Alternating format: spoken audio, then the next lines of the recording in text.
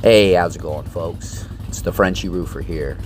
Your friendly neighborhood roofer, usually up high laying shingles and dodging nails, but today I'm coming down to talk about something that rumbles below. The Harley Davidson 1200 Sportster. From my perch on rooftops across town, I've watched these bikes roar by since the 50s. And let me tell you, they're as tough as a double-layered roof in a storm. So grab your tool belt and let's hammer out the history of the two-wheeled legend. It all kicked off in 1957 when Harley rolled out the first Sportster. I'm up on a roof back then. Well, maybe my dad was. Nailing down tar paper, and this beauty hits the streets with a 55 cubic engine, about 883 cc's. It was built to take on those zippy British bikes flooding the markets. Think Triumphs and BSAs. Harley gave it an overhead valve, a slick frame, and that classic growl. From up top, I'd see riders cruising by, looking cooler than a fresh coat of sealant on a hot day. The Sportster wasn't a 1200 yet, but it laid the groundwork like a solid roof deck before the shingles go on. Fast forward to 1986, and I'm up fixing a chimney when Harley drops the Evolution engine. The air-cooled V-twin was smoother and tougher than the old ironhead it replaced. That year, Sportster bumped up to 110 cc, but by 1988 it hit the big leagues with the 1200 cc. Now I'm no mechanic, but 1200 cc means more like upgrading from hand nailing to a nail gun. Riders loved it, torque for days, and that Harley rumble you can hear from the roof. I'd spot them tearing down the road, thinking, that's a bike that could handle my ladder. In 1996, I'm laying tiles when Harley unveils the XL 1200S Sport.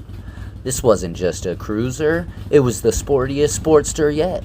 Adjustable suspension, dual front disc brakes, and a 9.5-to-1 compression ratio that gave it some serious zip.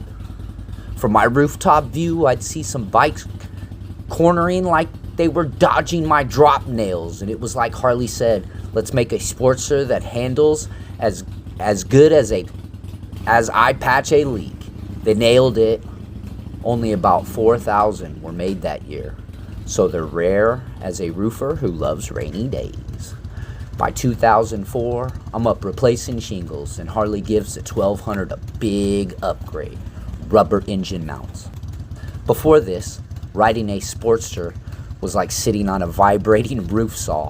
Funny, but a little rattly. Now it's as smooth as a fresh asphalt roof.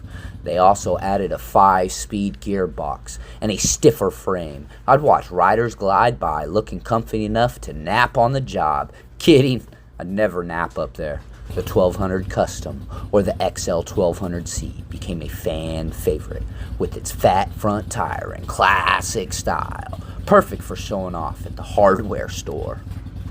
Flash to 2021, and I'm fixing a skylight when the air-cooled 1200 Sportster rides off into the sunset, at least in Europe. Thanks to the Euro 5 emission rules, the Iron 1200 and others got axed, but Harley didn't leave us hanging.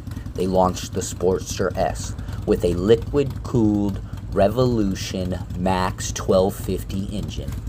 121 horsepower. From the roof, I'd see these new beasts, slick, modern, and quieter than a sneaky leak. And it's not the old 1200, but it's like upgrading from slate to solar panels. Different vibe, same solid base. The classic 1200 still out there, though, rumbling under my job sites. So there's your rooftop rundown on the 1200 Sportster. From 1957's foundation to 1988's 1200 debut, 1996 sporty twist, 2004 smooth ride, and 2021's big shift. It's been a workhorse, a show pony, and a roofer's dream ride. Tough enough to haul my tools if I convince the boss. Next time you hear that V-twin roar, look up. Might just see me waving from the roof. Thanks for joining me today. Now I've got some ridge cap to finish before the rain comes. If you enjoyed today's presentation, consider liking and subscribing, hitting that notification bell to stay up to date. Frenchie Roofer, ow. Hey, how's it going?